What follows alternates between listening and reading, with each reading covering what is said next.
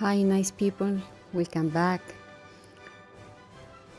Today's video is not painting, it's a painting demo, but it's a demo for different techniques, tips, and tricks for all levels to improve your painting, because a lot of people asked for that, and that's why I'm going from now on, from time to time, to give you some recommendation and to show you how I'm using some tools to create marks and techniques.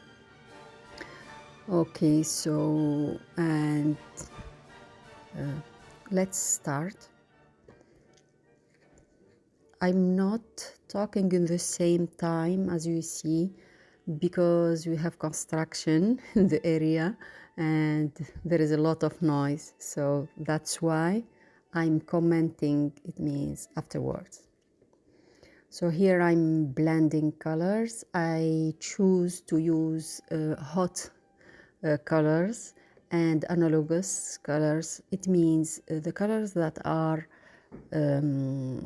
close to each other on the color wheel. So as you see now, I'm scratching the colors between the red and the yellow using a tool that I bought from Michaels. Sometimes they are using it's a catalyst wedge, and sometimes they sell similar tools in the cooking area at Michaels. So this is a brush, but it's a ruined brush. It means I forgot to clean it and then it became very hard and I can't use it as a traditional brush anymore. That's why I use it to scratch and create textures. Here it's another brush, but a little one, and it's ruined too. This is the catalyst wedge tool. I'm using it a lot. I like it. I really like this tool, and I can work with it. It gives me a lot of possibilities.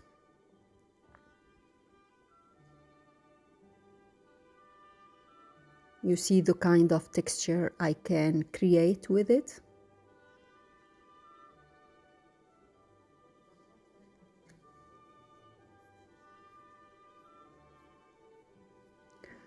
So I will dry. I'm using a hair dryer because now I want to work on wet, use the technique wet on dry, that the two level of painting don't mix together. Here I'm using a glazing technique. It means use transparent color over another, and then the two of them will appear together, giving us a new tone. To make colors transparent, you can just use some glazing medium, Liquitex or golden medium. If you have any question about this, leave it in the comment and I will give you the answer of all the tools and the painting I'm using. The scratching tool, or you can use just a hair brush to create this kind of texture. You can even sometimes find some tools like this in the hard store at Home Depot. I like it because you see you can use it to scratch, and then what you scratch as a painting you can make dots with it. Try all these techniques and have fun. Here I'm covering some of the textures that I created before.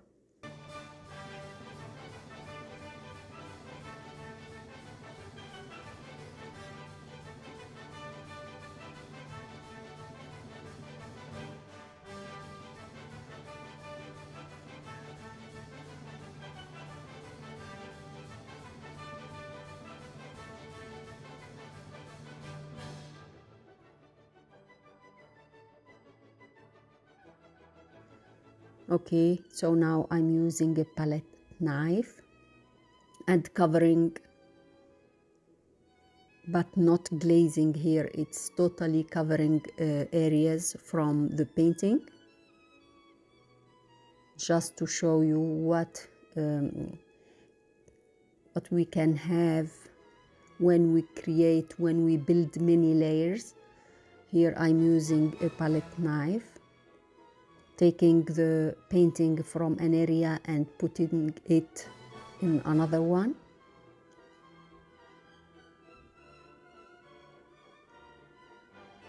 Don't forget that I'm using all this to show you how to create texture by scratching. Here I'm using a runed brush too. It's hard, so then it's like a tool. Here it's a normal brush, and I'm glazing yellow color on the previous texture I created previously.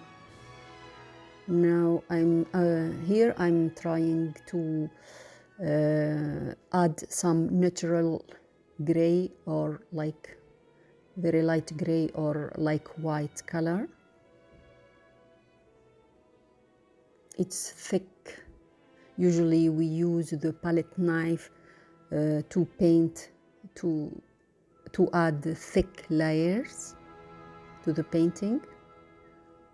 Most of the time it's totally covering spaces.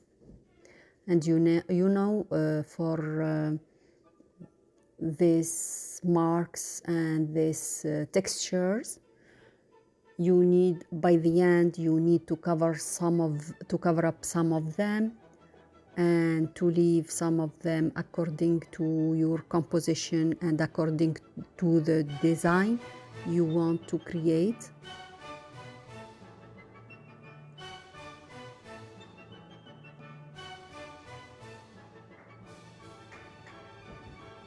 You need to play a lot with it and to practice many times.